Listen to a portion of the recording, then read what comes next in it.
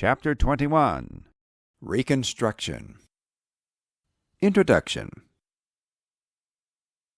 In this lecture, you will learn about the effort of the U.S. government, the Congress, and two presidents to put the defeated South back together again, to essentially rebuild it in the image of the North after the Civil War. Nothing like this had ever been done before, so attempting it turned out to be rather of an audacious experiment. You will learn about the enormity of the task and why it became such a daunting challenge on so many levels.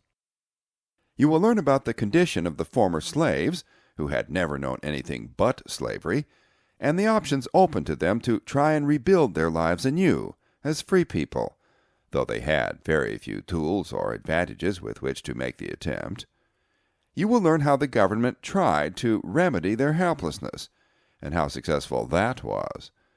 In the midst of this bold experiment, initially generous and staffed by many idealistic volunteers from the North, the Southerners seethed with resentment and scarcely concealed hatred for these same Northerners who had the bad luck to be the only representatives of the brutality and wanton cruelty visited upon the Southerners by the Union armies during the war.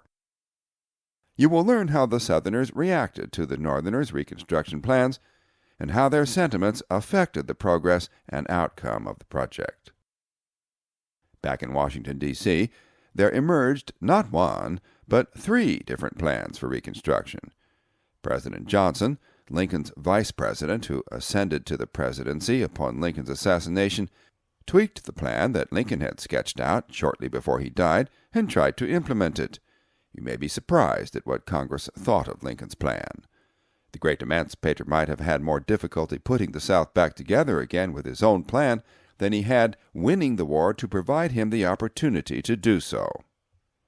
As it turned out, Congress had come up with a Reconstruction plan of its own, even as the war raged, and you will learn what happened to that, too.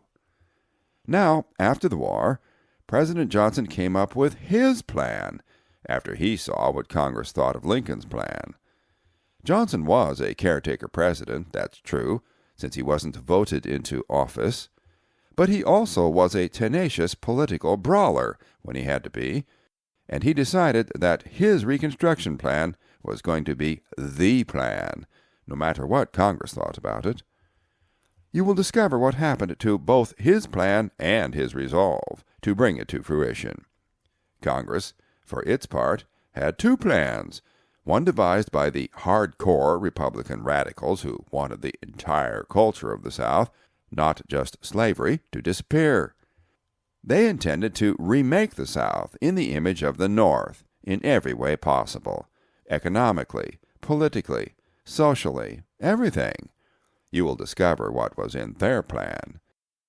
In Congress, the radicals fought and debated hotly with the moderate Republicans, who were more practical and just wanted to give the former slaves, now called freedmen, the right to vote, the tools needed for citizenship, and some basic education, and let them fend for themselves among the white people of the South, among whom were, of course, their former masters. You will learn how well that worked out. What actually ended up happening was rather like a football game where each quarter has a different quarterback. You will, by the end of this lecture, understand why the Southerners were so determined to not only not cooperate in the Reconstruction experiment, no matter who was managing it, but to actually drive all the Northerners out of the South, to reclaim their homeland, as they put it. You will discover how well they did that, and what the federal government and Congress did to try and punish them for the cruelties they inflicted on the freedmen in the process. You will also learn about the 13th, 14th, and 15th Amendments to the Constitution, all part of the Reconstruction project. You will learn what eventually happened to the Reconstruction project after Congress had had two shots at it, and Presidents Johnson and Grant had each also taken a turn at either enforcing Congress plans or trying a version of their own. You already know that the country had another civil rights movement 100 years after Reconstruction, in the 1960s, the one featuring Dr. Martin Luther King, which you will study in depth and detail when we get to that tumultuous decade. So the fact that the country had to basically do Reconstruction all over again 100 years later should tell you something about how the story of the original Reconstruction project came out. This lecture is the indispensable account of the Reconstruction project which made possible the modern civil rights movement of the 1960s.